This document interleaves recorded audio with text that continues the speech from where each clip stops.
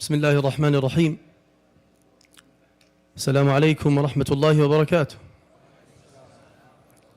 الحمد لله رب العالمين، وأفضل الصلاة وأتم التسليم على سيدنا محمد الصادق الوعد الأمين وعلى آله وأصحابه أجمعين ومن سار على نهجه واتبع هداه واقتفى أثره إلى يوم الدين. اللهم صل على سيدنا محمد في الأولين، وصل على سيدنا محمد في الآخرين، وصل على سيدنا محمد في كل وقت وحين، وصل على سيدنا محمد في الملأ الأعلى إلى يوم الدين.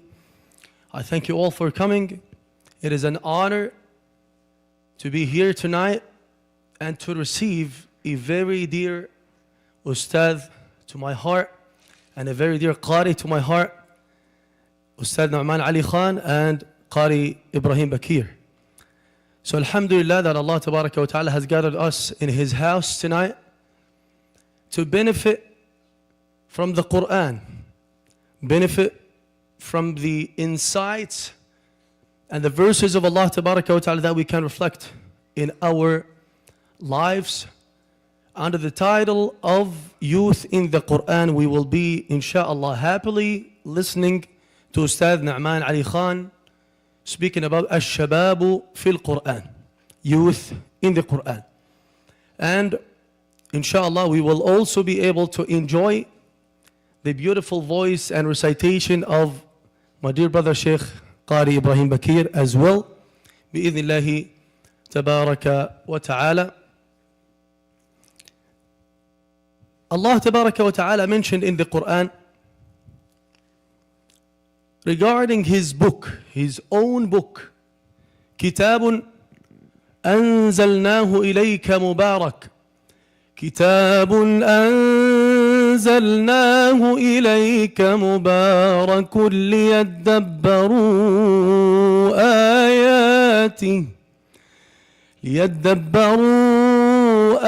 آياته وليتذكر أولو الألباب. And He has said subhanahu wa ta'ala, إن هذا القرآن يهدي للتي هي أقوم ويبشر المؤمنين الذين يعملون الصالحات أن لهم أجرا كبيرا. The book of Allah, the guidance that Allah Tabaraka wa Ta'ala has sent down to the Prophet Muhammad sallallahu alayhi wa sallam to teach us, to guide us, to get all the lessons to be able to navigate in this complicated life that we're living in. I think it is more than enough for us to read the Quran, reflect and understand and then implement the verses of Allah Tabaraka wa Ta'ala. As Allah Tabaraka wa Ta'ala told us to look at the universe signs of His creation, He also asked us to look at the miracles and the signs that He put in the Quran. May Allah open the secrets of the Quran, open our hearts to that, and may Allah Tabaraka wa Ta'ala let us able to explore the gems of the Quran through this beautiful night and gathering. May Allah reward you all for coming again. On behalf of ICW Islamic Center of Wheaton, the board, the president, the members, and all of you, I welcome you all. And let's start with the Quran recitation by my dear brother Qari Imam Bakir. Bismillahir Rahmanir Rahim. Let's come forward inshallah to give some more space. Allah yarda alaykum. Jazakum Allahu khairan. Assalamu alaikum wa rahmatullahi wa barakatuh. Assalamu alaikum. I'm so happy to be with you tonight. Jazakum Allahu khairan for hosting me and Ustadh Nouman, our dear Shaykh Ibrahim AlDardasawi. May Allah subhanahu wa ta'ala bless you. May Allah subhanahu wa ta'ala bless your family. Say Ameen. Before I start, I would love to thank, I have three thanks actually. The first thank for our Ustadh Al-Mulhim, Nouman Ali Khan. And I know that he doesn't like anybody to thank him or talk to him about the gratitude which I have. But wallahi, I'm grateful to Allah first, subhanahu wa ta'ala, and to him, that he is with us tonight and he is inspiring millions of people. And wallahi, by the grace of Allah subhanahu wa ta'ala, that he subhanahu wa ta'ala let someone like Nouman Khan is with us, is living with us, inspired millions of people. Every single person now, either watching us or coming here in the lecture, he either took advice from him, or he just watched something beneficial from him, or his kids took something from him. And we have to thank people, because there is an amazing hadith in Al-Bukhari wa Muslim wa Kutub al-Shia. The hadith says, لا يشكر الله من لا يشكر الناس.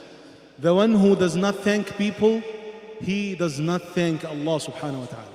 Show the gratitude and the appreciation even from your heart to this beloved brother. That's the first thanking.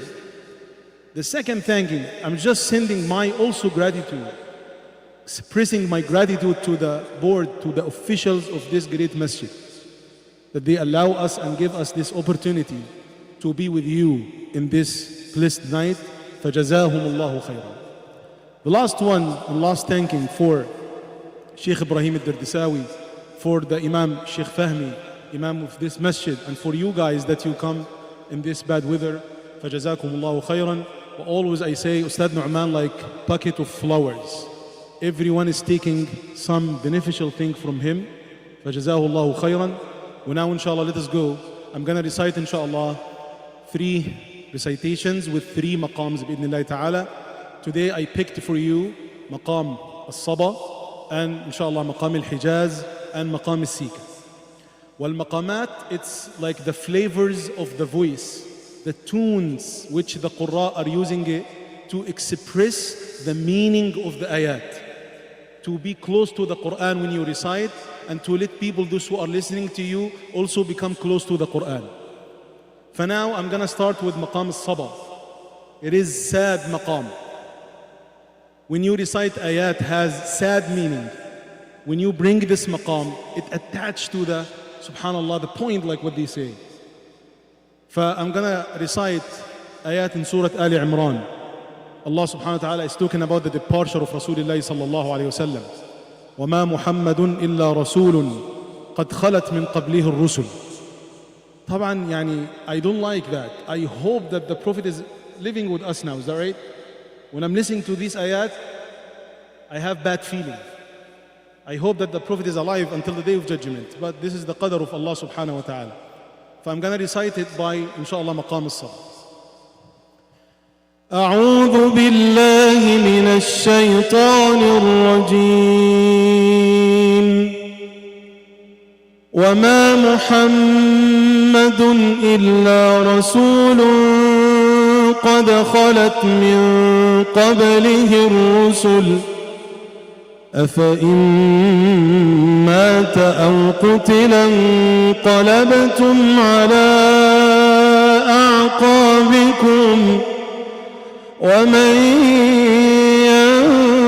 ينقلب على عقبيه فلن يضر الله شيئا وسيجزي الله الشاكرين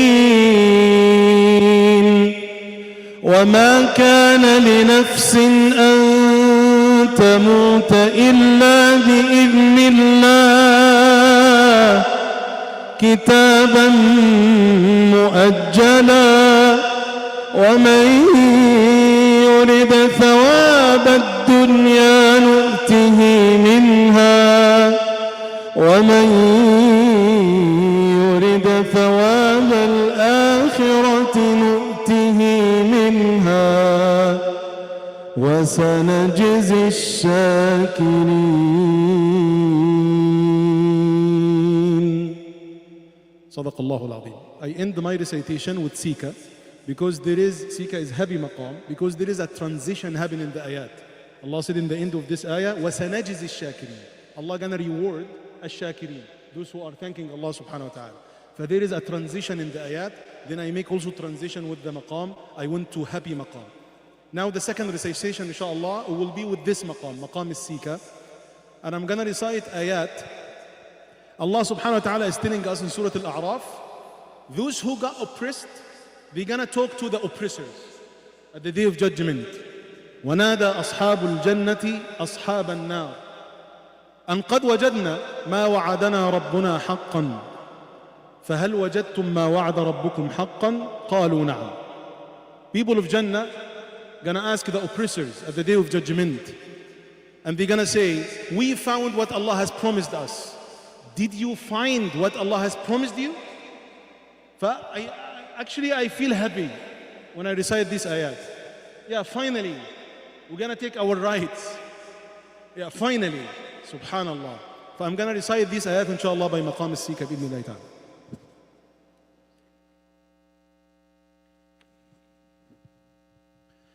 أعوذ بالله من الشيطان الرجيم ونادى أصحاب الجنة أصحاب النار أن قد وجدنا ما وعدنا ربنا حقا فهل وجدتم ما وعد ربكم حقا قالوا نعم فأذن مؤذن بينهم اللعنة الله على الظالمين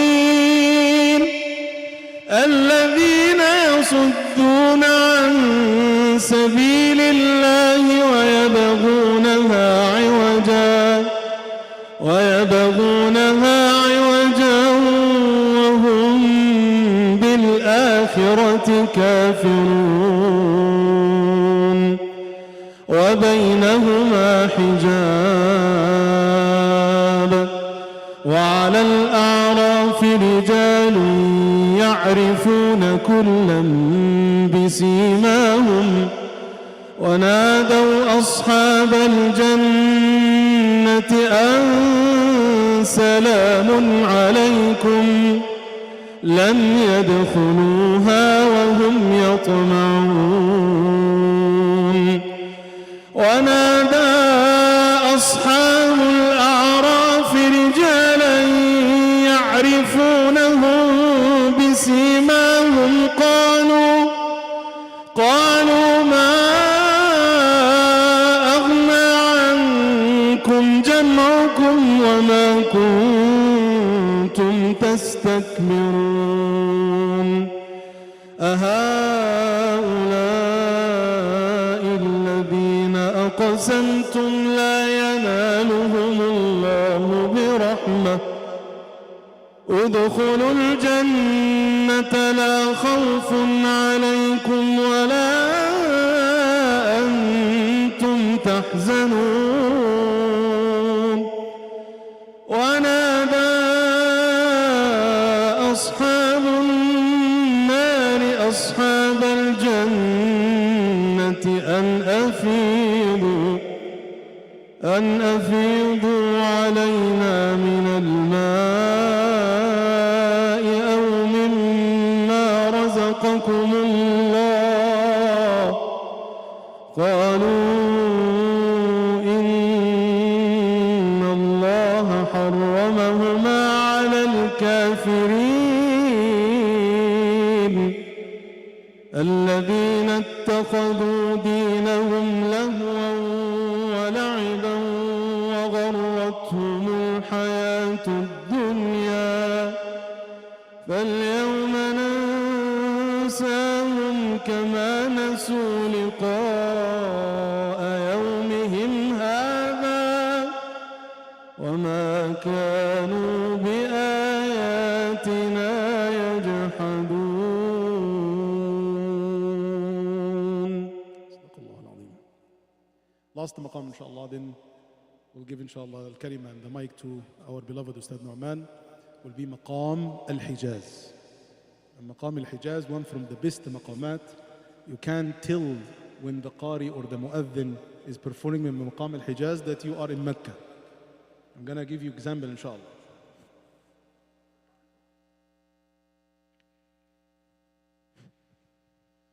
Allahu Akbar, Allahu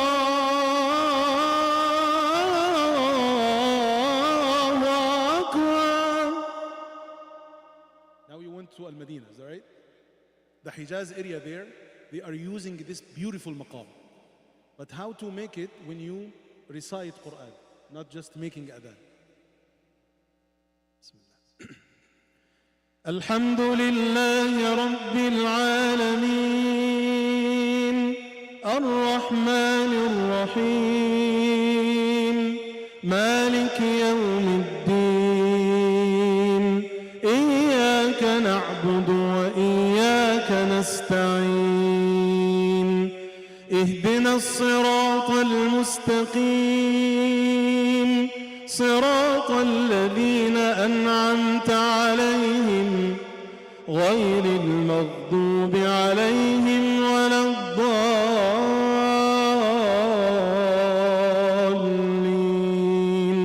آمين إن الأبرار لفي نعيم على الأرائك ينظرون تعرف في وجوههم نضرة النعيم يسقون من رحيق مختوم ختامه مسك وفي ذلك فليتنافس المتنافسون ومزاجه من تسنيم عينا يشرب بها المقربون إن الذين أجرموا كانوا من الذين آمنوا يضحكون وإذا مروا بهم يتغامزون وإذا انقلبوا إلى أهلهم انقلبوا فكهين وإذا رأوهم قالوا إن هؤلاء لضالون وما أرسلوا عليهم حافظين فاليوم الذين آمنوا من الكفار يضحكون على الأرائك ينظرون هل ثوب الكفار ما كانوا يفعلون صدق الله العظيم ما شاء الله. Takbir. Takbir. No, I want to hear a big takbir. MashaAllah, MashaAllah, MashaAllah. Let's move quickly to Ustadh Nouman Ali Khan, inshallah, tabaraka wa ta'ala.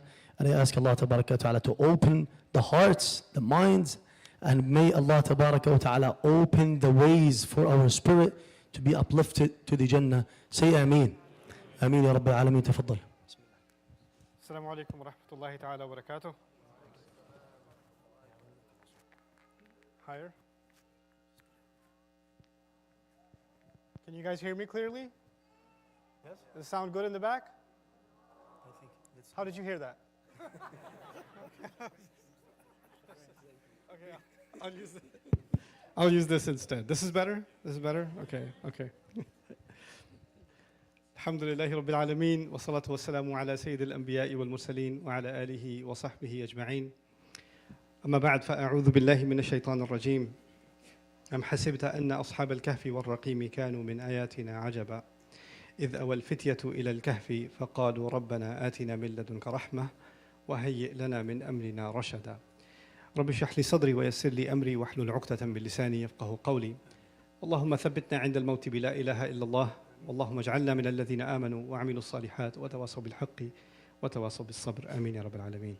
It is really an honor to be here, and I'm very happy to be sharing this evening with you, and I'm hoping to give you some thoughts in the Quran about actually what I thought was a simple subject, but the more I started looking into it, it's actually a pretty deep subject, youth in the Quran and how Allah addresses that subject. I'll share some thoughts with you about that today.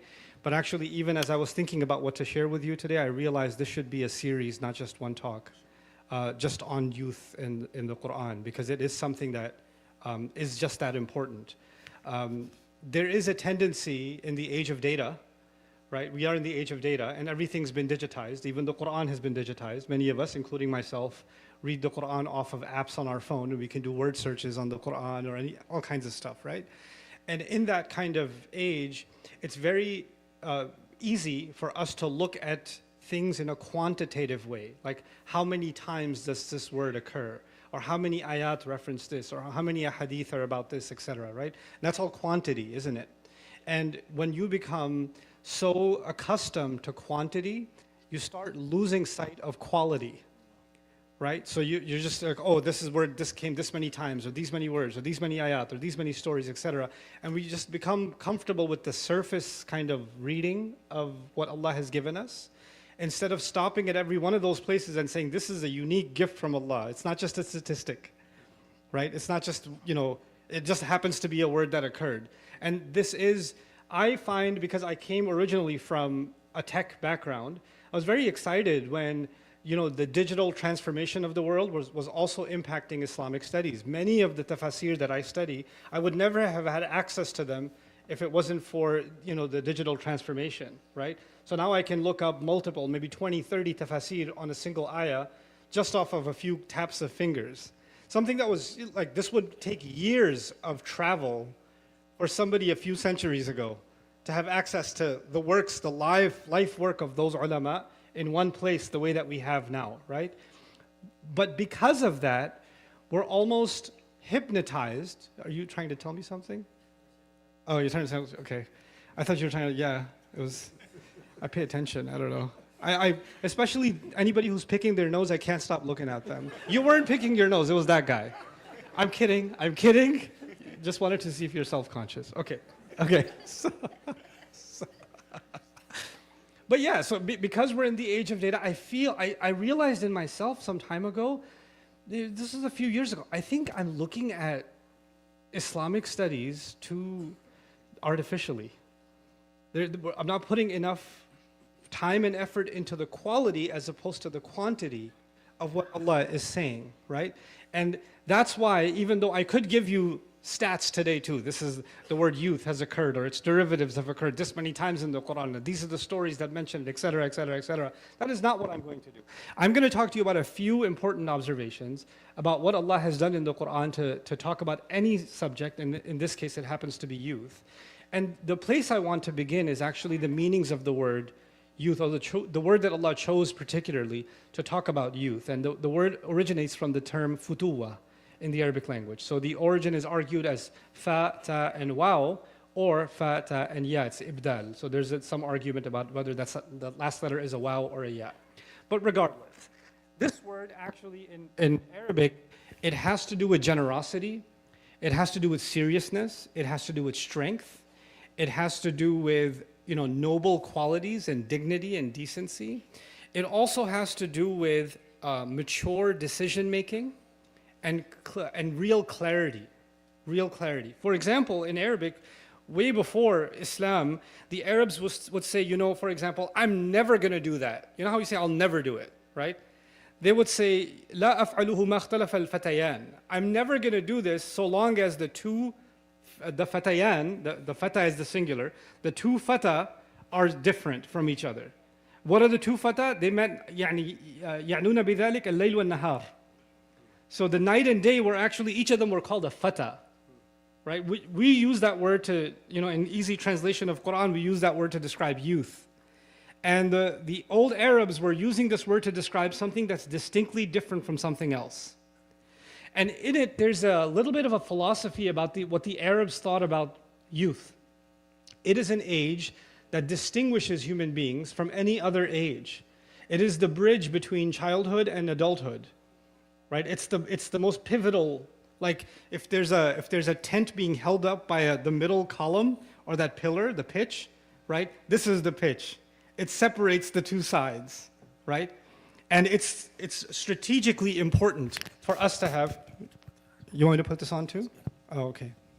Because there are people in the parking lot. Yeah, I understand. Yeah. Why'd you come late, huh? Why'd you come late? What's the problem? Oh, it's snowing? It's snowing for everybody, okay? All right, okay. I'm kidding. I can't help myself. I was thinking, what kind of dad jokes am I going to make today? I'm going to talk to you about Ashabul Kahf to make sure you also go to sleep. I don't know what I was going to...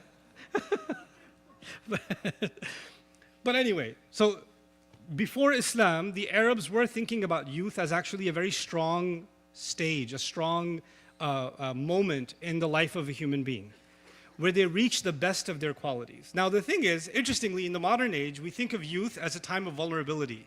These impressionable youth.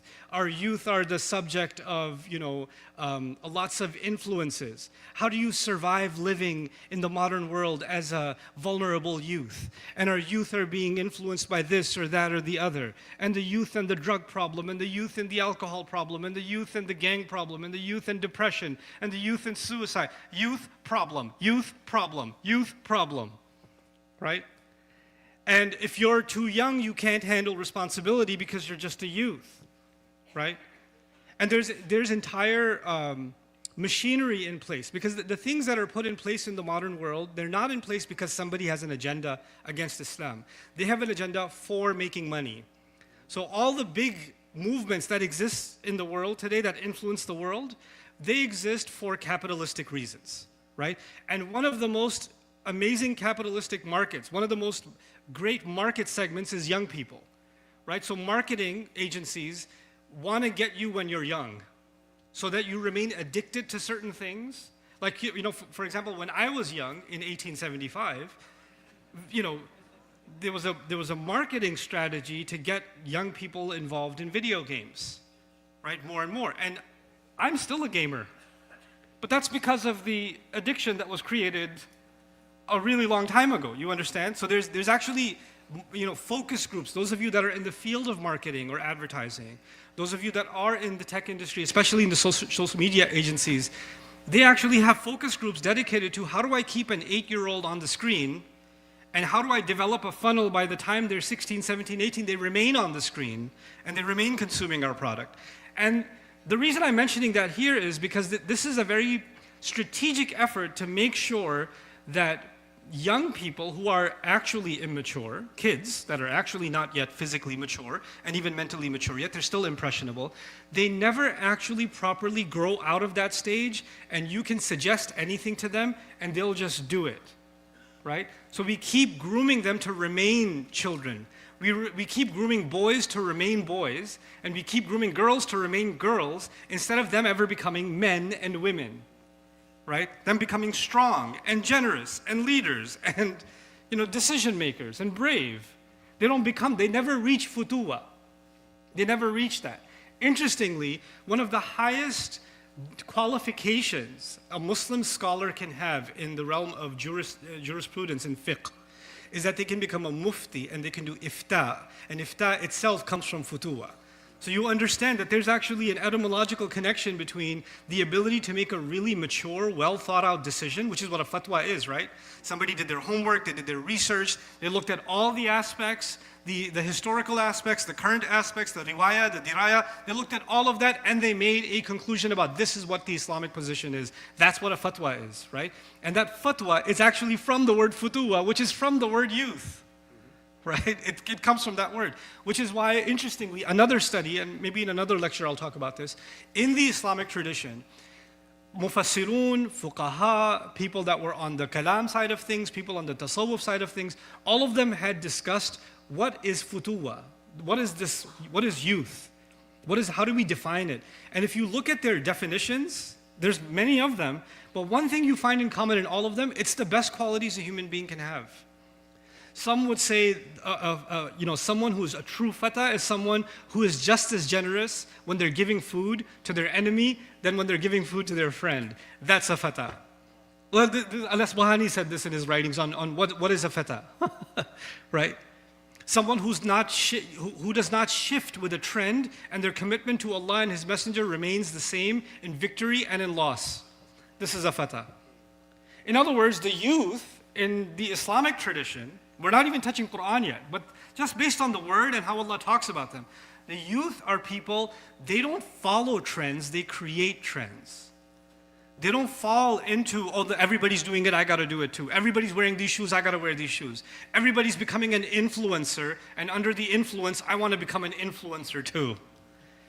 Everybody's making these kinds of videos. They're getting this kind of camera. They're using this kind of lighting. They're using this filter. They're using, and I need to do that too, for Islam. Then you're sheep. Then you may be shabab, that's fine, right? But you're not a fata. You're a shab, but you're not a fata. There's the difference between the two. So now having said that, let's turn, inshallah, for a little bit to the Quran and some drizzles, some insights that we can get from how Allah discusses this subject. I think the premise or the prerequisite to understand this subject is important. So I'll take 5 minutes to give you the prerequisite. And the prerequisite is Allah is very selective in what He chose to tell us in the Quran. The Quran is actually an extremely brief book. It's not an exhaustive book in terms of quantity. It's endless in terms of quality, but it's actually very limited in terms of quantity. 114 surahs are not very many. And many of those surahs are like 3 of them on a page, right? Or they're just a handful of pages. Most surahs are shorter than a research paper PDF. You understand that? So the Quran is actually extremely brief. If you look at it for a 23-year revelation, it's extremely, extremely brief, right? Which means Allah is extremely selective about every single ayah that He chose to make part of the final revelation.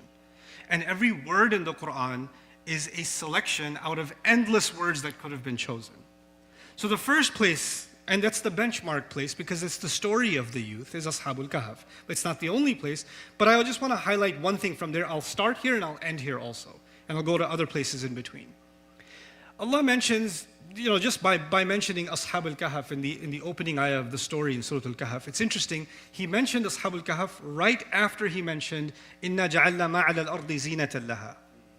We made whatever's on the earth as a beautification for it, to test people, right? And then He mentioned young people who were not, seduced by the beauty of the world, right? And if you look at marketing trends now, social media trends now, what are youth? What youth content, teenage content, 20-somethings content, what are they putting out in the world? What are they not just what are they producing, what are they viewing? A lot of it has to do with beauty.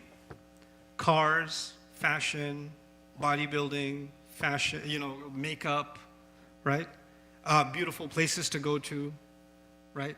It's in one way or the other, there's this obsession with material beauty that's being highlighted and pushed upon youth. In fact, there's studies on young girls that are going into deep depression because they watch so much social media, they realize I have too many freckles, or my skin is too dark, or it's too pale, or it's too this, I need to use bleach or something to, or to scrape the skin off and get a new one, and I need to get this surgery and that surgery, my nose is too big, and my eyes are too far apart. If somebody has a nail and a hammer to, adjust them, and my lips and my ears and my this, and you start seeing problems in yourself you never saw before. Why? Because there's this hyper comparison.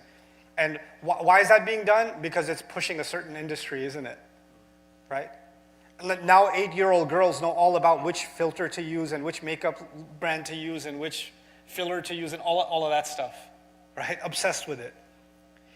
But why is that happening? Because there's an obsession with beauty. And Allah says in this remarkable ayah, He says, whatever He made in this world as a beautification was there to test people. Who's going to come out on top? Who's going to be best in terms of deed? And right after He says that He's going to reduce the world to nothing, basically, slipping mud, sa'idan juruza, after He does that, then He mentions, by the way, did you think about Ashabul Kahf? Aren't they one of my unique examples? Min ayatina ajaba. It's as if Allah is saying that He, through this revelation and through faith, Allah is able to empower young people in a way that most people are not able to find that kind of strength. They can only find that inside this faith. And that's why there's this concept in Arabic and in rhetoric. It's easy to understand even in English. It's famously known as al-idhar fi maqam al-idmar. What that means is, when you say a noun, then after that you say a pronoun. Let me give you a simple example. Once upon a time, there was a farmer.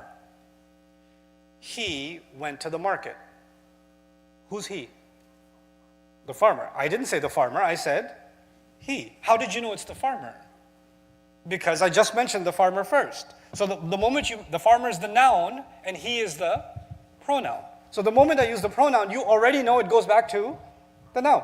And I don't have to say, once upon a time there was a farmer, the farmer went to the market. I don't do that. It's unnecessary. Naturally, in every language, once you use a noun, what do you switch over to? The pronoun. Okay, keep that in mind.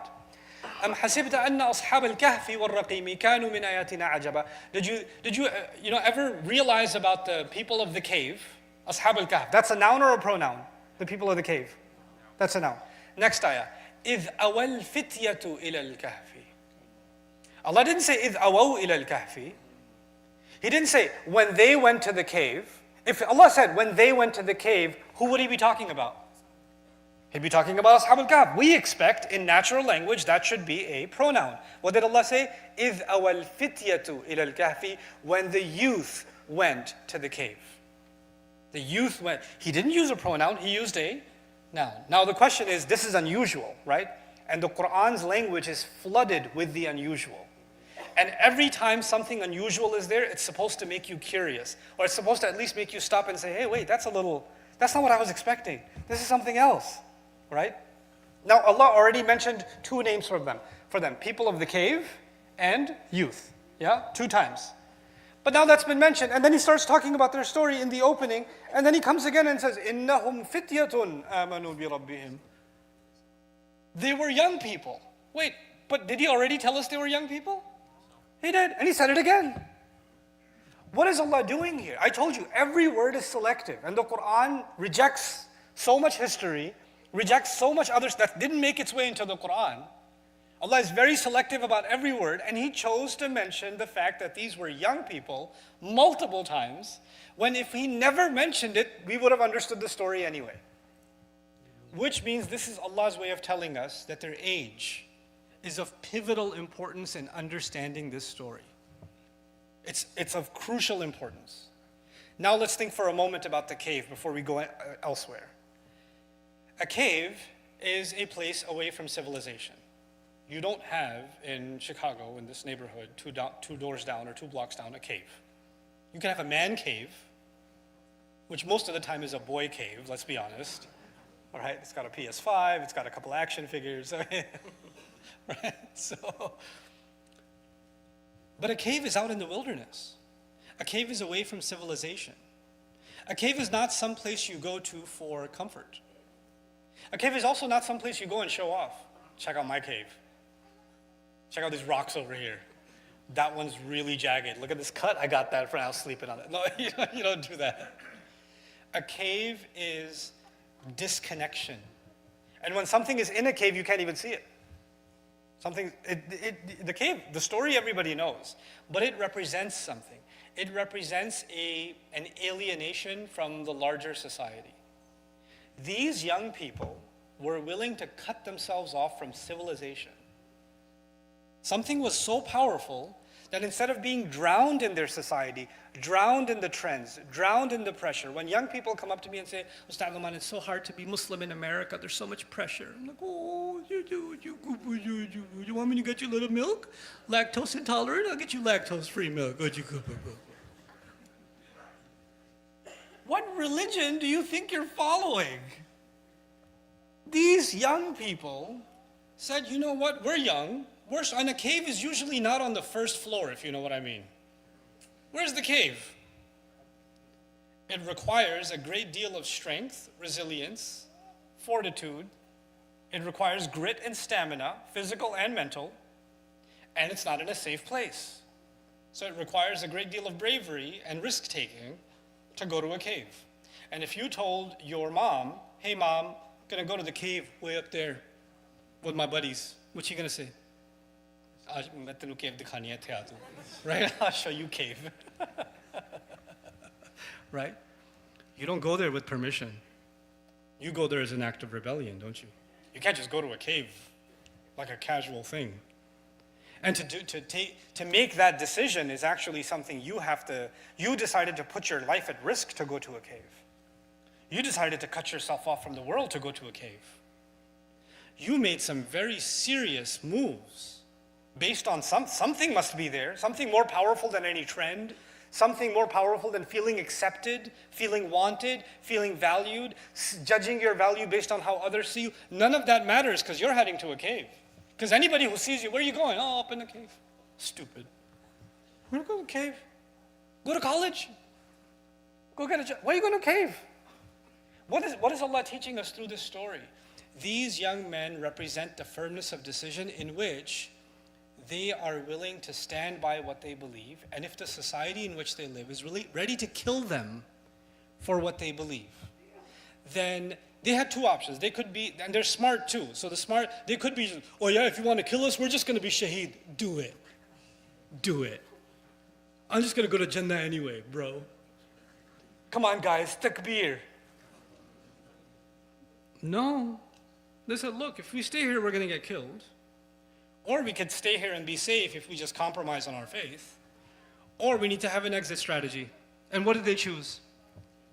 An exit strategy. They didn't choose dying. They didn't choose fighting. They didn't choose sacrificing themselves. They chose a tough option, but still the smartest of the tough options. What did they choose? Something intelligent and something that doesn't compromise their principles. What do you find among young people today? There are people that say you need to be smart, and what they mean by that is you need to compromise. Did they compromise? No. Or they say, no, you can't compromise. You need to be loyal to Allah and His Messenger, and they tend to be suicidal, or self-destructive, or antagonistic for no reason.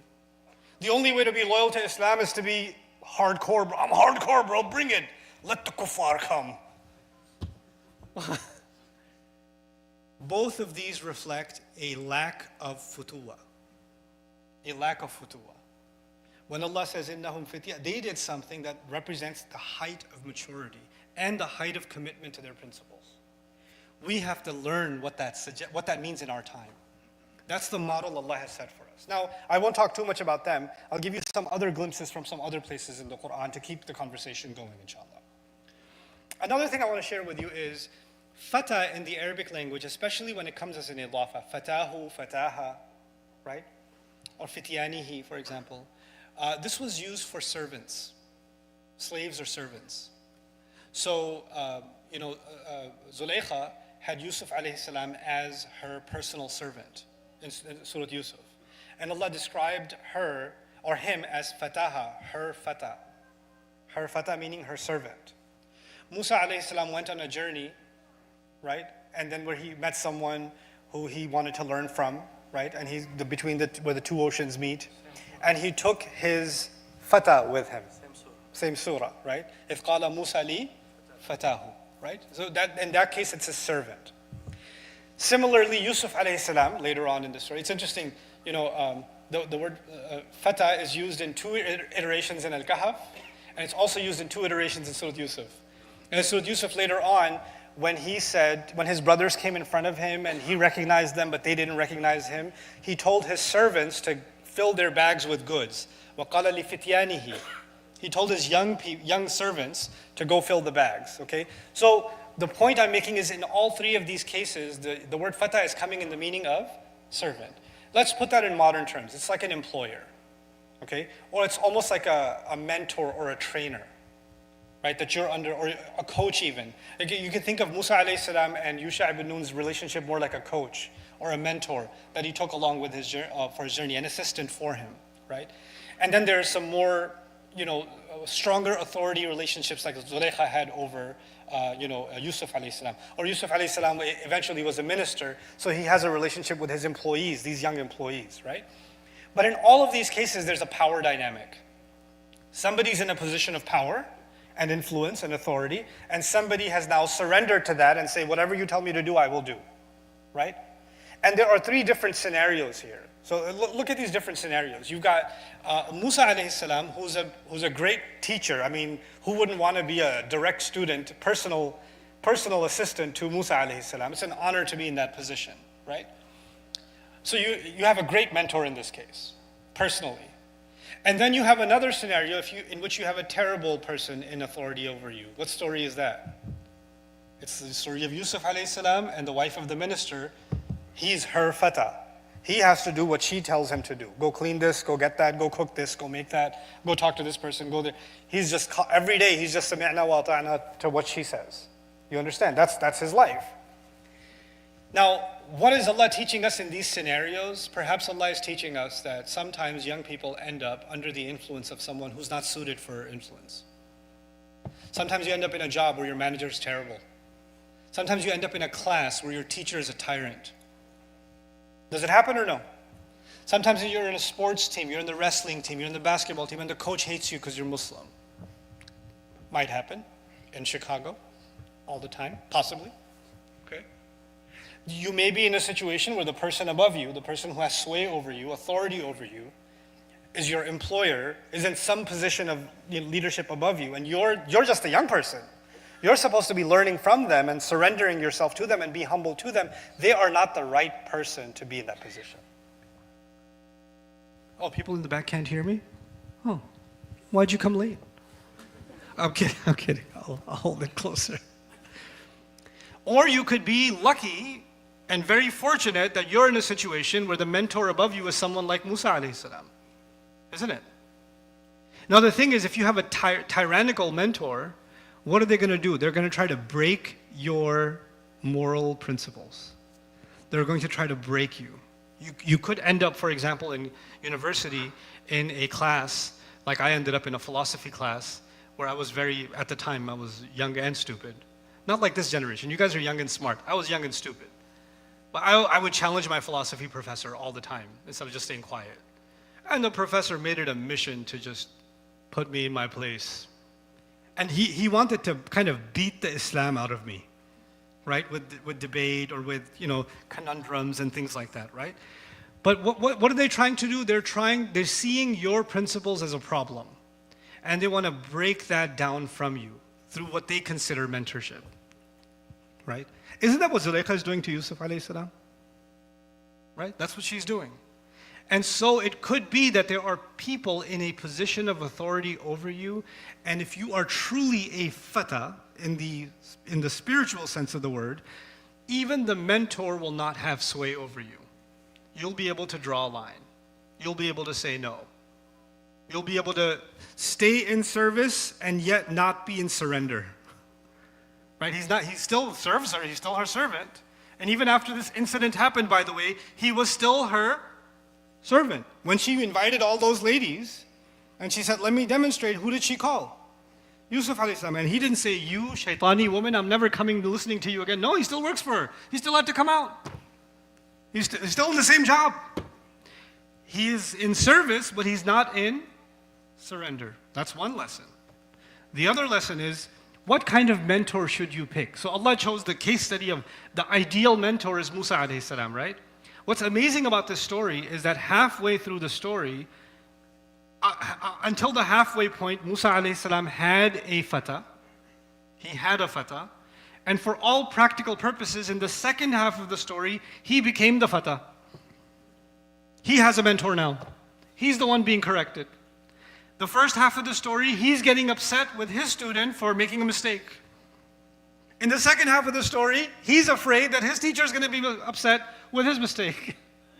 What does that teach you about finding the right mentor? You want to find someone who's a lifelong learner themselves.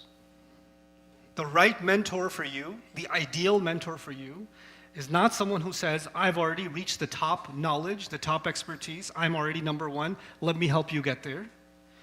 The thing you're learning from them is actually learning itself. They're constantly learning, they're constantly growing. They're not obsessed with the place they've reached. They want to travel to the ends of the earth, in this case quite literally, get to where the ocean, unnamed places on the earth, just so they can learn more and grow more. Just so they can enhance themselves. That is an inspiration. That is the kind of mentor you should have.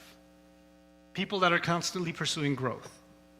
That's the second case scenario. But then there's a third case scenario also. I find this actually really beautiful, that Yusuf alayhi salam, who had a terrible mentor himself, eventually was in a position of authority where he used to be a fata, but now he has an army of fityan, plural, under him, right? And it's as if Allah put him in that position to help that society, in that before he was in a position of authority, it was women like her that were mentors. And if you have those kinds of mentors, what's going to happen to the next generation? You're going to groom them into corruption.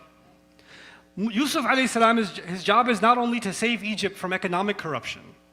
His job is to save Egypt also from social corruption, moral corruption, spiritual corruption. And so in his place as a leader, Allah even hinted at the fact that young people were directly under his leadership. And he told them to go pack the bags. This is a subtle reference, but it's pretty powerful. It's pretty powerful. And it's also, this time, by the way, let me ask you, in this second part, when Yusuf alayhi salam tells his servants to fill the bags, is he got a one-on-one relationship or one-on-many relationship? This is one-on-many, because it's not always possible to have what? A one-on-one relationship. Sometimes you have to have a one-on-many relationship. There are Sahaba in the life of the Prophet ﷺ who have a very one-on-one relationship with Rasulullah ﷺ. And then there are Sahaba later on in the seerah who it's not possible for them to have a one-on-one relationship with him. It's not possible for them. They still have a relationship with him, but it's not a one-on-one, it's a one-on-many relationship. And you say, no, until I have a one-on-one, I don't even care. No, wait. There are different formats of finding a mentor, finding someone to learn from. But you need to find someone. If the one-on-one is not possible, the one-on-many will be possible. And it's whatever opportunity you get, you jump on it. You take it as quickly as you possibly can. Okay. So having said all of that, I just wanted to wrap this discussion up and open up more of this for your questions. But the thing that I find just really beautiful about the use of this word and the scenarios Allah has given us is actually a reflection on what young people will find themselves in today. First of all, and by the way, the great example of the singular fata, who doesn't even have friends to back him up, is Ibrahim alayhi salam. Right? Fatan yuqalu lahu Ibrahim. Right? A young boy, a young man, I think they call him Ibrahim. Who did this to our idols? It was a young man. I think they call him Ibrahim, right? And we identify ourselves as the religion of Ibrahim alayhi salam, which means we identify ourselves with the religion of a young man who stood up to an entire society. He stood up and he was able to silence, with his intelligence, with his strategic response, he was able to silence the many. And by the way, they underestimated him. In the ayah, Amanta min al-la'ibin, right? They said, this kid is talking about our gods. Are you serious? Or, you're just kidding. You're just a kid. It's just a kid. Let him, kids do crazy things. Actually, the story is telling us that the majority of society thinks of young people as weak. And they think of them as something to be underestimated, something to be molded whichever way they decide. And from among them an Ibrahim rises that shakes that entire society to its core. And they can't believe the fact that it was a young person, so they had to say fatan, right? They had to mention the word. They didn't just say, I think there was a guy named Ibrahim. No, there was a young man named Ibrahim. His youth had to be mentioned. Had to be mentioned. And this is an illustration of how powerful youth actually are. You guys, especially, I see a lot of young faces here today. You guys are in a very serious, living in a very serious time in history, and Allah chose you to be the fitya of this age. Allah chose you for that.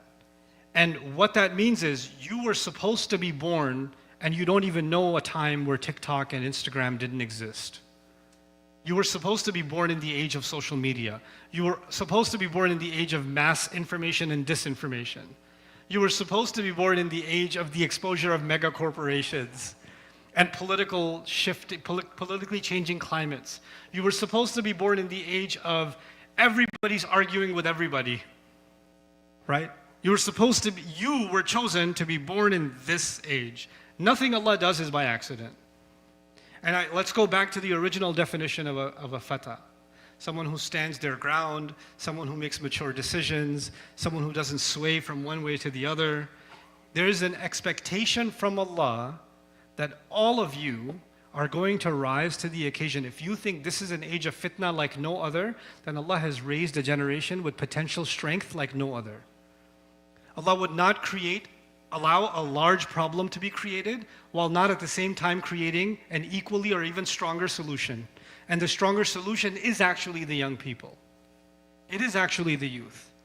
So I don't want to give you an empty platitude kind of buzzword, we have to support our youth and our youth are the hope of the ummah and blah, blah. You've heard enough of that stuff. I want to have real talk with you. Young men and women here need to decide what kind of life they're going to live. Either you're going to understand your role in this life as something bigger than yourselves.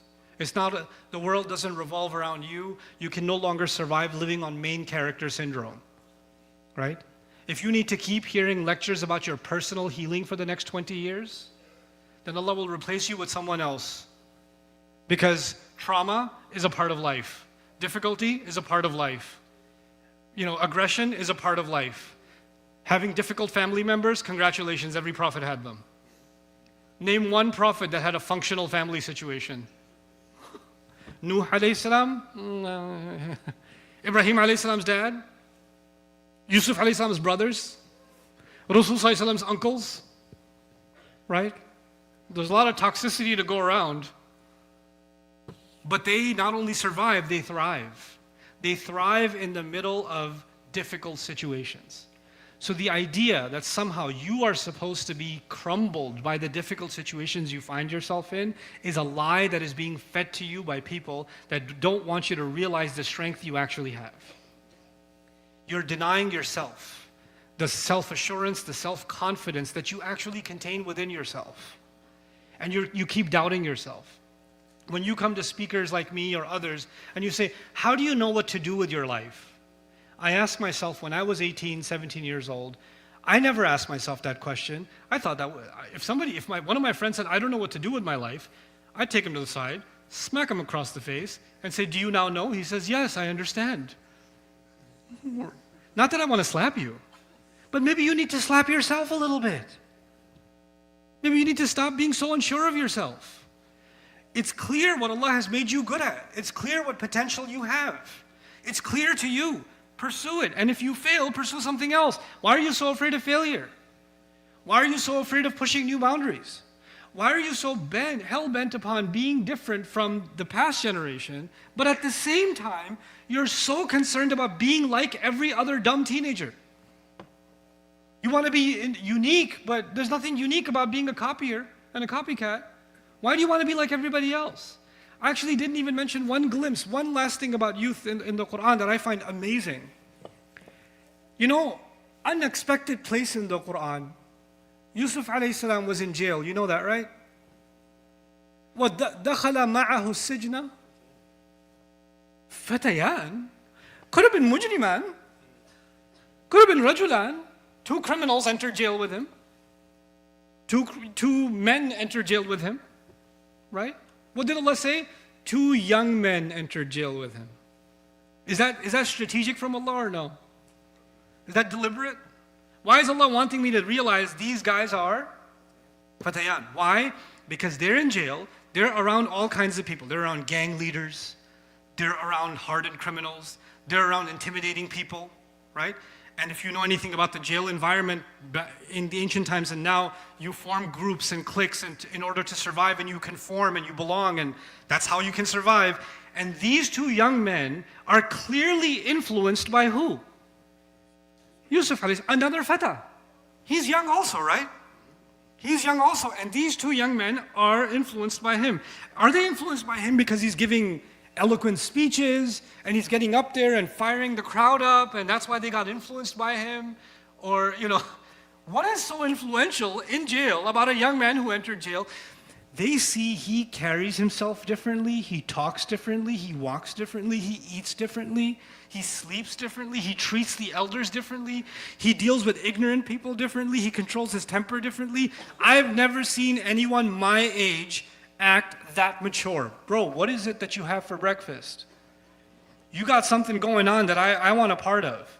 And when I have a problem, I know who to talk to. I want to talk to this young man. Why am I giving you this example? Because every one of the youth here, every young person is surrounded by friends and others. And there's this obsession in the world with being an influencer today. Youth influencers. And the way to become an influencer is turn a camera on. That's how you become an influencer. Look at the idea of two people that are actually influenced so much that they ended up committing crime and they ended up in jail. So they're clearly under negative influences in life. And all of a sudden, with no speeches, no propaganda, no marketing campaign, they come under the influence of another inmate in jail without him even opening his mouth. How? There's something unique about people that are influenced by Allah's message. When young people are truly indoctrinated by the revelation, by the wahi that Allah has given, by the guidance that Allah has given, then they become natural influencers. Then they become role models even for the most criminal elements of society. You don't go to them, they come to you. They come to you and say, hey, can you help me out here? I saw this dream. It's actually pretty amazing that Allah does that. Because it's not just about you. You need to help redirect an entire generation of humanity, a young generation of humanity in the right direction. And it's not going to come from empty presentations. It's going to come from you carrying yourself differently. You need to be more serious about your career. You need to be more serious about marriage. You need to be more serious about your financial responsibilities. You need to become more serious about how you manage your time. You need to become serious about your health. You need to become more serious about balancing everything in your life. You need to be more serious about the elders in your family and taking care of them and taking care of the young and being a good older brother and older sister to your younger brother and sister. You need to get serious about all of that stuff, and all of a sudden you're a kind of young person that's not absorbed in, you know what they said to me? He's so annoying. My little brother's so annoying. You're supposed to be his mentor. He's supposed to be your fatah. Annoying, you're his murabbi, actually. You keep saying, who do I learn from? They're already learning from you. They're already learning from you. Rise to the occasion. So I leave you with this. This is something personal, but I'll leave you with it. I was 19 years old. I was in the Muslim Center of New York. I still remember this like it was yesterday. And I was talking about how I don't understand because I was studying some Quran, and I had been listening to khutbahs for, since, early age. And I was like, I never understood a khutbah. They never talk about the Quran, and they never explain it, and why don't they do that? And I was just complaining. I was a 19-year-old angry. Why doesn't the masjid do this? Why doesn't the masjid do that? Why doesn't the masjid have youth programs? I was sitting there complaining. And I remember Mahan Bhai, an older brother to me, he was listening to me. He doesn't even remember he did this. He just grabbed me by the arm and he shook me and he said, if you can't find the man, be the man. And he just let me go. And I was like, whoa. And that doesn't mean I became the man the next day. But I said, the first realization to me was, I'm not the man. Am I even a man? I need to become a real man. And then become the man, because men don't sit and complain. Men don't sit and whine about what's not going right. Men do. Men solve. Men fix. And when they see a problem, it's too big for them to solve. They say, well, how do I develop the skills, the strength, the strategy, the tools, the ability to solve that problem? And you know what? Until I develop that, and I'm working day and night to develop that, I'm not going to talk about the problem. Because talking about it is not the solution. Building myself up to be able to solve that problem is the solution. There's a mentality that's needed. There's a psychology that's needed. That I need the young men and women of this society to develop. And it's not just about be the man, it's also be the woman, by the way. Right? We have to stop, and I know I said I'll end. It's hard for me to end. I'll talk to the elders for a moment. Stop calling your young men and women your kids. Stop. They're not your kids. They're your son is a young man. He's not your child. Your daughter is a young woman. She's not a girl. When you say we gotta get our kids married, please don't get kids married. Men get married, women get married, kids are not supposed to get married. Okay? We have to decide what's best for the kids. The thing with kids is, you're right, you should decide what's best for kids. But if you raised a man, he knows what's best for him. He can figure it out. And he can make decisions like a man makes decisions. A woman is supposed to be independent. That same man and woman, if they cut a red light, you're not going to go to the judge and say, my kid, the judge is going to get out of here. He has to face the trial. If that same young man, by Allah's decree, if a young man dies, his parents are not going to come and answer his questions. He's answerable to Allah Himself. In the court of law in this world, in the court of Allah, they are men and they are women. So stop in your head thinking they are kids. By no definition are they kids. And treat them as adults. They are your children originally, but they're not your property. They're your amana. They're your amana. And so much of the crisis of this ummah is because we are not letting grown men be men. They're still being talked to like they are boys. And they have accepted that for themselves. They can be men everywhere else, but when they come in the family, they're boys again. No, this is sick, it's disturbed, it's not Islam. Whoever told you that's Islam, that's not Islam. Islam is Rasul Sallallahu Alaihi Wasallam. If you think parents have authority over children, imagine the authority Rasul Sallallahu Alaihi Wasallam had over the Sahaba. And what is the analogy in the Quran? Rasul Sallallahu Alaihi Wasallam is told, Tarahum, what is it? فَمَثَلُهُمْ كَمَثَلِ زَرْعٍ أَخْرَجَ شَطْأَهُ فَآزَرَهُ فَاسْتَغْلَظَ فَاسْتَوَى عَلَى سُوقِهِ. He is the farmer who grows a plant so strong that it can stand on its own. So the Sahaba can be independent decision makers. That's the great accomplishment of Rasulullah sallallahu alaihi wasallam. Shouldn't that be the great accomplishment of a parent? I've raised a young man and a young woman who can make independent, mature decisions. I've helped develop a real fata. I developed a real fata. We take that away from them. We think we know what's best for them. We want to question every turn they make. Your children, your sons and daughters may make stupid decisions. They may make stupid, but that might be a real commentary on what kind of independence you taught them to begin with.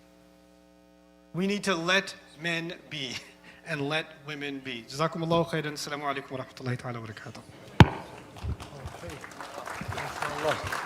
Let's have it because we're in the masjid. Takbir. Takbir. Takbir. If we're in a banquet, I would ask you to applaud that. But this is a masjid, so takbir. May Allah reward you and may Allah reward you, give you the best of this dunya and the hereafter, and may Allah benefit you and from you, and may Allah tabaraka wa ta'ala raise your rank in the highest ranks of the righteous ones. Allahumma ameen. Say ameen. Okay, we're getting into the questions. Are you ready? No. Okay, then let's get to it. Bismillah. Allahumma salli ala Muhammad. You can take some sip of... I can take a sip of water. I'm nervous about the questions. You're right. I really... So actually we shared the link, Slido, and we had a lot of questions, actually more than 61 questions. And we're going to pick from them. I will give myself the authority to do so. Yeah. And because of the time limit, we will have the Salah, Isha Salah will be at 8:15. 8:15. Oh. Not just that, we will have Shaykh Ibrahim Bakir to give us nasheed after the Salah. So you won't be leaving, just bear with us, and inshallah we'll enjoy the rest of the night bi'idhnillahi tabaraka wa ta'ala. The first question, and I will try to pick what related to the topic actually, because a lot of questions that has nothing to do with the topic. So the first question, how can our youth gain mentorship like Musa within communities where there are such few that exist who are lifelong learners and are themselves free of influence? Like I said, the ideal scenario is one-on-one mentorship, and then there's also one-on-many mentorship, and there's a degree of distance. We live in an age where you can find ways to educate yourself even from a distance. Now online learning is available, right? But at the same time, in youth communities or in masjid communities, this one? Okay. This one is... Yeah. you're not going to find until you go looking. And you're not going to find the ideal scenario the first time. When I was looking for people to mentor me, I knocked on many doors. I ended up in many different halaqat and many different circles, and I trusted my intellect enough to be able to end up in a crazy cult and be able to say after a couple of sittings, these people crazy, I gotta move on. Okay? And I'm not afraid of exposing myself to all kinds of, because I don't like to insult my own intellect and say I'm easily influenced. I can think for myself, I can ask questions. The thing I advise young people to be is not cult followers. You need to be independent thinkers. You need to not be afraid of your questions. You need to investigate for yourself. And the more sincere you become to the truth, your loyalty is to the truth. The more you seriously pursue the truth, you might end up from one group to another group, one community to another community, one circle of friends to another circle of friends, but you will end up somewhere where you can actually live with yourself and your conscience. And truth seekers, there's a thing about truth seekers, they end up finding each other. It's the way of Allah. وَالَّذِينَ آمَنُوا وَعَمِلُوا الصَّالِحَاتِ لَنُدْخِلَنَّهُم فِي الصَّالِحِينَ. It's a promise from Allah. Those who believe and do good things, we will absolutely inject them among good people. That's for the akhirah and in this dunya, in Surah Al-Ankabut. So that's what I genuinely believe. So I don't have a secret formula. Just start looking. Start pursuing. Second question. Yeah. Disobedient and disrespectful wife, how to navigate between being patient and enabling bad behavior? Wait, so the question was disobedient and disrespectful wife. Yes. How Was to that navigate? was that her introduction of Yes, herself? yes. I don't know, her disobedient- or, no. This is okay. That's an she's- introduction of the question. The question So is she writing this or is he like? I don't I'm know, confused. he or she. We don't have that. She's like disobedient, disrespectful. How do I? If you he or she, that's Okay. up to them. Okay. How to navigate between being patient and enabling bad behavior? I think he's a brother. It's a guy. It's a guy. Okay. Well,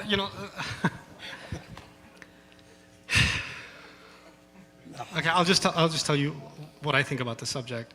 I think that many men are raised with conflict avoidance disorder, especially the continent I come from and the part of the continent I come from, South Asia.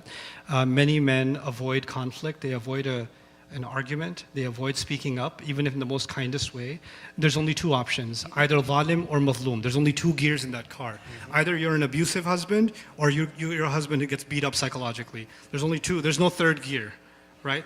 And then when she's saying horrendous things to you, you're thinking to yourself, if I say something, she's gonna, go into fourth gear and then fifth gear. So maybe if I stay silent, it's probably the best return on my investment. And then eventually, you've been hearing it for so long, you're gonna explode and end up doing something abusive, right? So those are the two gears, zalim and mazloom. And on the flip side also, women are told, if they're in an abusive situation, be patient, be patient, be patient, be mazloom, be mazloom, be mazloom, until she finds a good lawyer. Now she's gonna take everything you got, and she could be like, I'll show you zalim, right? So, right? So we've become this extremist society when it comes to marriage and marital relationships. The bottom line is, if anyone, a husband or wife, is crossing a line, they're being hurtful, disrespectful, demeaning, etc. Disobedient is a complicated one, because what does disobedience actually mean? Hey, let's go pray. No, I'm not coming. Okay, something like that. I'd call that more defiant than disobedient. But anyway, if that is the case, then you need to sit down and really have a conversation about what the purpose of marriage was. And if that purpose is not being fulfilled, you need to be able to be honest with yourselves about it. And if there is something, if she's upset, then sometimes, I can't speak for everybody else's wife. If my wife is upset, then probably behind her upset is something else. And there's like 3 layers of code before I get to what was actually, and if you've got the right thought process, you want to get to the bottom of the situation and address that. But that doesn't justify outbursts. I for one, have a policy with kids, with adults, everybody. I will treat you a certain way, and I expect to be treated in kind. I don't raise my voice. I don't tolerate voices being raised. I don't speak behind your back. I don't expect me being spoken behind my back. I don't speak ill of anyone in your family. I don't expect, even if you have an opinion, for you to speak ill of anyone in my family. I expect to receive what I give. And it's a policy. And the moment I see that line being crossed, I'll spell it out. That is not tolerated. It's not, I don't have to raise my voice to do that, right? And I do this with friends, I do this in business, I do this in any relationship. It's scary to say, I even do this with my parents. I love them, I respect them, but I have rules. And those rules have to do with Allah and His Messenger, sallallahu alaihi wasallam, right? And my parents are amazing people. But even then, families have conflicts, things happen. The problem is men were not taught to draw lines in healthy ways, in mature ways. The only way they draw the line is when they lose their temper and become crazy. So before you become crazy, be brave and have a normal conversation about what is not going right in the marriage. And if you're brave enough to write these adjectives.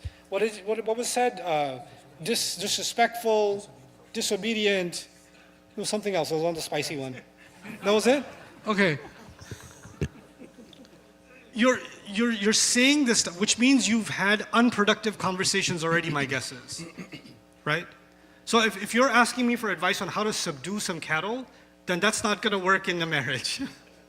How do I take this horse that's going crazy and domesticate? That's not what marriage is. These are two human beings that consented to live a peaceful life together and start a family together. If they're not at peace with each other, you need to be able to have a mature conversation of what the root problems are and whether or not those problems can realistically be solved or not. You need to have that conversation. Okay. How can we establish consistent habits that promote our iman rather than reverting back to old habits that are not good for us?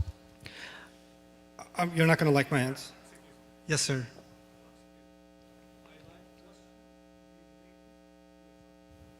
Okay.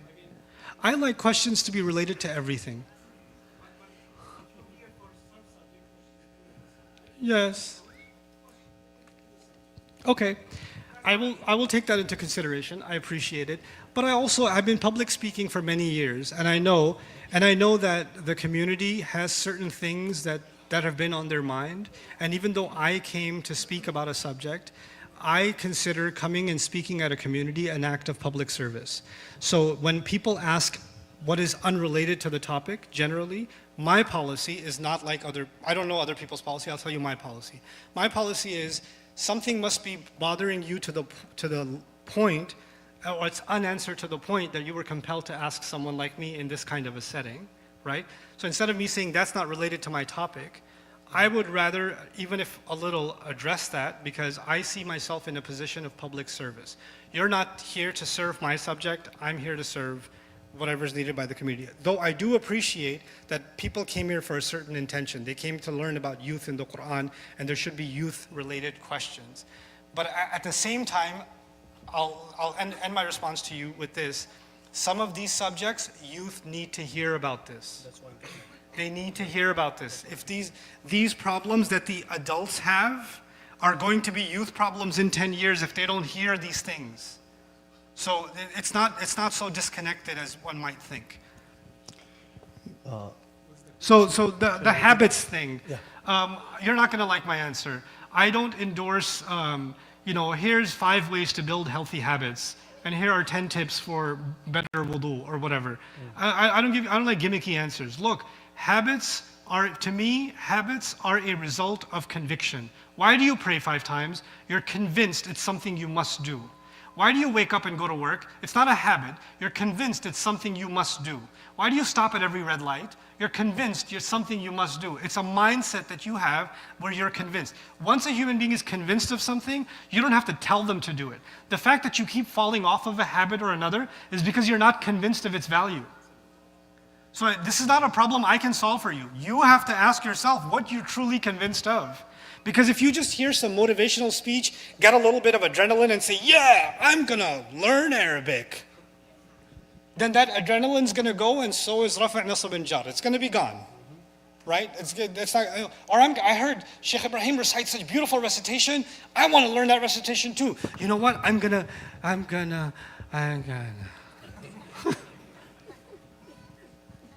You're not convinced. But once you are convinced, your behavior changes.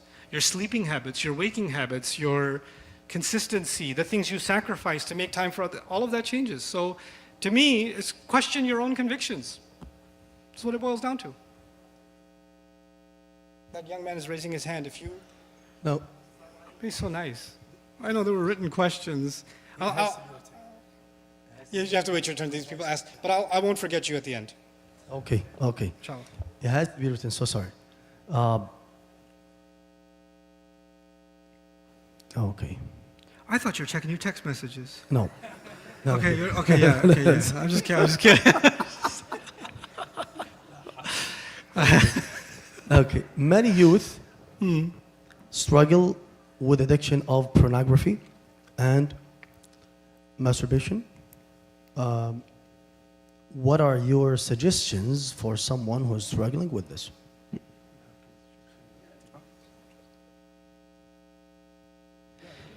Okay, this is a growing problem, and younger kids are being exposed as the fact. Even preteens are being exposed. And there's lots of data around this, and Muslims are no exception. We need to be able to have, as parents of younger children, we need to be able to have very open conversations about internet usage, about what is out there, what damage it does. For the younger teenagers, my advice to you is, the more you become addicted to this stuff, the more mentally ill and spiritually ill you're going to become. I can't come in and stop you from your habit, only you can. And again, this is a matter of conviction. If you're convinced that this is a poison that you've become addicted to, then you'll be able to get off of it. But if you're not convinced of that, then there's nothing that can stop you. You'll find a way and you'll go back. But the conviction I'm trying to offer you is, Allah has told us to guard our eyes for a reason. And Allah has told us to guard our privates for a reason. And if I consistently fail in that, my sensitivity to what Allah has stopped me from will go down, which means shaitan's waswasa doesn't sound so bad anymore, right? And when that happens, when I get desensitized to that, then shaitan's other waswasas in everything else will also sound not that bad. And eventually, what is evil will start looking good. وَزَيَّنَ لَهُمُ الشَّيْطَانُ أَعْمَالَهُم. That's shaitan's way, right? So this is a gateway, shaitani drug. And it'll take you down a certain path. It will also ruin your marriage one day when you get married. You're not going to be able to have a healthy relationship in marriage because of this addiction. So you need to protect yourself from now. What you look at will deeply impact what's going on inside. Nobody will know that you're watching this stuff. But your insides are rotting out because you're watching this stuff. You're spiritually rotting because you're watching this stuff. So protect yourself for your own sake. This is not for anyone else. It's for your own sake that you have to guard yourself. May Allah protect our youth. And also may Allah, those of you that are late teens, early 20s, you're in university, get a job, get your own place, and get married. What is wrong with you? Okay. How influenced and independent are youth back then compared to now? What has affected the change? Who has affected / influenced them?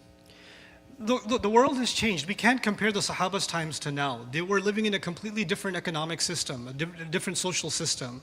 The expenses, the lifestyles, the way they had to survive, even life expectancy, all of that was different. We learned principles from the Sahaba, but we can't expect to replicate everything they did in our lives. That's unrealistic and not even required in Islam, right? What we do know is that they were mature much earlier. They matured much earlier, right? And what I do suggest, especially for men, for young men, is that they join the workforce early. Even if you're not going to get married right away, if you're in high school, you should have a job. By high school, you should have a job. I don't care if you're, making a slice of pizza or you're baking donuts at a donut shop, or I don't care what it is. You need to get yelled at by a few customers. You need to get yelled at by a manager for being late. You need to learn responsibility, and you need to learn the harsh realities of life. You need to learn what it takes to earn $1. You need to do that. And if you don't do that, you're not going to enter the real world as men. You're going to come with a sense of entitlement that just doesn't work. And it's going to ruin every other relationship you have in life. So yes, the Sahaba matured much earlier, but they also didn't have a choice. The problem with you guys is you have a choice. You have a home in the suburbs. You have an extra car. You have dads making all the money. You have a choice to be a bum. You have a choice to go do your university classes and come back and play God of War or whatever else you're playing. You have that choice, right? So because you have that choice is actually killing you. So you need to not give yourself a choice, is what I'm claiming here. Because your parents will give you a choice, society will give you a choice. You need to learn to be hard on yourself. Inshallah. Okay, what's your advice? What advice do you have for someone starting a new major in a new school with Ramadan approaching? Start a new major in a new school with Ramadan approaching. Mm-hmm. That was my advice. That's good. Okay, good. Deal with it. Yuridullahu bikum al-yusr, bro. Allah wants ease for you. Allah doesn't want difficulty for you. Ramadan's not difficult. Allah Himself said it's easy. Bye. Okay. Allah subhanahu wa ta'ala says if you are God conscious, He will give you decisive authority on the earth. That's profound. Please explain. If you. Where did Allah say that? وعد الله الذين آمنوا وعملوا الصالحات. لا يستخلفنهم في الأرض. That's not God conscious. I think so. Okay, so you're misunderstanding the ayah. If I understand you correctly, he didn't mention the verse. Yeah, so I think you're just kind of, maybe you got an ayah from a meme or something, I don't know, but the ayah you're probably referring to is Surah An-Nur. No. And Allah says that He promised those who believe and do good deeds that He will give them He will leave them behind as an authority on the earth. He'll give them authority. لا يستخلفنهم في الأرض. No. Right, and He'll give them stability in the land after being in a state of fear. Now that ayah is actually about a promise Allah made to His Messenger sallallahu alaihi wasallam about Fath Makkah. But it cannot be applied universally that every time there are believers, they're going to have authority in the land. Nuh alayhi salam never had authority in the land. Ibrahim alayhi salam didn't get authority in the land. Did they have iman? Did they have taqwa? Okay, right? So there are plenty of prophets in the course of history and people of iman that did not ever have authority in the land. So it's not a blanket promise, and that's the fear I have of meme Islam, that they take ayat that belong in a very particular context and they try to think that this is applied in every situation, and then they start creating kind of a pseudo theology out of that. It doesn't work. Allah did not promise you and me a land. He didn't. He simply didn't. He promised us that we will be tested with good and with bad. Good might mean Muslims have victory sometimes. Bad might mean Muslims have a loss sometimes. Good might mean you acquire the land. Bad might mean you lose control over the land. But you know what? Both of them are from Allah. That's a promise. وَلَنَبْلُوَنَّكُمْ بِشَيْءٍ مِنَ الْخَوْفِ وَالْجُوعِ وَنَقْصٍ مِنَ الْأَمْوَالِ وَالْأَنفُسِ وَالثَّمَرَاتِ وَبَشِّرِ الصَّابِرِينَ. We're absolutely going to be tested. So we're not like the Jewish creed where they have a promised land, right? We don't have that. We have promised trials. And in fact, even victory is a trial. Okay? Okay. If you don't want to answer, it's up to you. Cool. I wanted to marry a girl and my mother is against it. Says Allah did not turn her heart towards speaking to the girl's parents. Please advise me. How old are you? How old Don't are raise you? It's dangerous, right? It's How dangerous. old are you? Because if you're 14 years old and having this conversation, I can't help you, bro. Yeah, Nouman Ali Khan said. That's Samantha from 8th grade. I can't help you. You gotta give me more info than that. So, sure. But I will say something about moms not being okay with girls you want to marry. You're not gonna like it. That's okay. I have a flight in a couple of days. Men get married. Boys don't get married. And if a man decides to marry a woman, I will say this without hesitation, and if a lot of you will have a problem with it, especially in the back, I don't care. if a man decides to marry a woman, he can seek the advice of his parents, but he does not need their permission. That is not Islam. Men don't need permission to get married. That is not in this religion. It is completely halal for a man to get, he would rather have your approval. But if you as a mother or a father decide to hijack your blessings from your son and say, I will not make dua for you if you marry this girl. I raised you, I will tell you who to marry. You don't understand, she's a shaitan. You got all your script memorized. All of you went to the same school to memorize it, I know. Okay? So you use line 1, line 2, line 3, line 4, line 5. And if you succeed and you stop your son from marrying this girl and somehow that was a victory for you, your son will resent you for the rest of your life. And every time he has a problem in the marriage that you did dictate for him, every time he has a problem, he will remember what you did when you took his halal haqq away from him. Now, I'll make it even simpler for you from a principle perspective.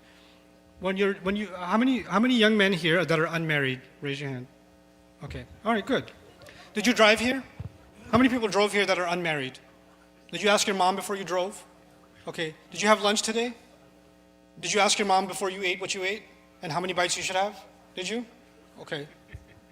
You got dressed. Did you ask your mom what color shirt you should wear before you? Okay. Wearing clothes is your right? Driving is your right? Eating is your right? Yes or no? Did you have to ask your mother's permission or your father's permission? No.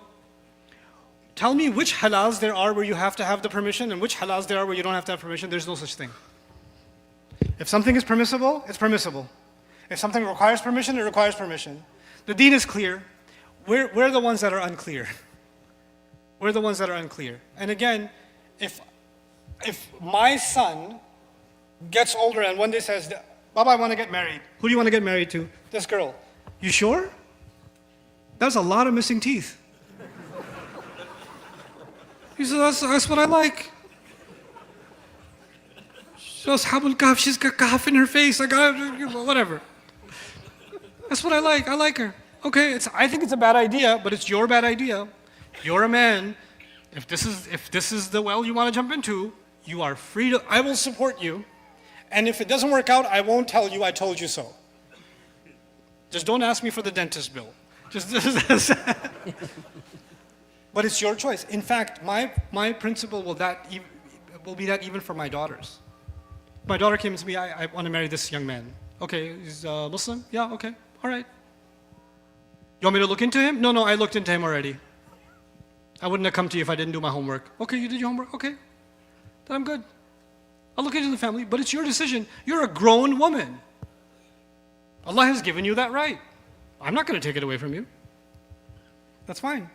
If I think it's a mistake, I'll say, I think it's a mistake. But I'm not going to talk to him like a child or her like a child because they're not a child. They're an adult. The decision is theirs. I know that doesn't sit well with many of our cultures. I know it doesn't. But you know what? Because we've done this, we have opened the floodgates of haram in our community. Because you slam the doors of halal in your sons and daughters' faces. You slam that door. And then you expect nothing bad will happen. Well, bad is happening and it's been happening, all because we have an obsession. We have an obsession of looking good rather than being good. We need to look good. We look like a good family. This is an obedient son. It looks good. This wedding looks good. That wedding doesn't look good. The looking good is more important. The being good, ruin their akhirah, no problem. Don't ruin my photo op. Don't give the uncles a chance to comment. That's more important. Your uncles are your ilah. Your cousins and uncles and everybody who's going to comment, they're the ilah that you fear. But the ilah that says don't go near zina and don't do that's not your ilah. So, we should fear Allah when it comes to this. Honestly, we should fear Allah in the matter of marriage. We have taken something that zina is so, pornography, zina, OnlyFans, all this haram stuff is so easily accessible now. So easily accessible. And through that storm of shaitan, a young man and a woman says, I want to do the halal thing, and the parents say, no, what do you mean? What do you mean? Shame on those parents. I say shame on those parents. Because it's dhulm. Wallahi, it's dhulm. You're burying your sons and daughters alive. Don't do it. I don't care if you don't like the girl. I don't care if you don't like the guy. So long as they're Muslim, so long as they're not openly fasiq or whatever, just let it go. Let it go. Inshallah. Okay.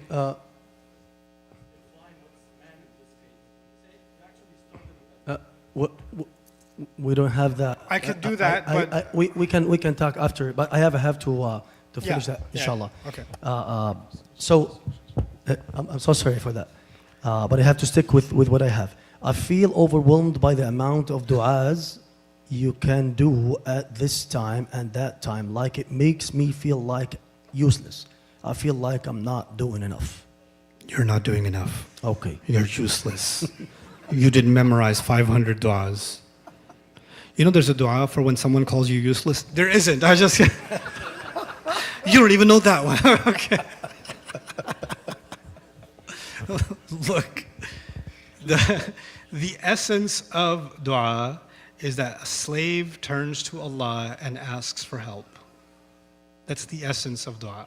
Now, you want to improve your relationship with Allah and ask the best version of that du'a, you have the beautiful option of learning certain du'as for certain special occasions in life. There's no obligation on you to memorize all of those prayers. There's no reason for you to be obligated. And there's no reason for you to think if you didn't say it in Arabic, and you didn't say the dua that was in Hisnul Muslim, and you didn't say this dua that's in this ayah of the Quran, then Allah will not listen to you.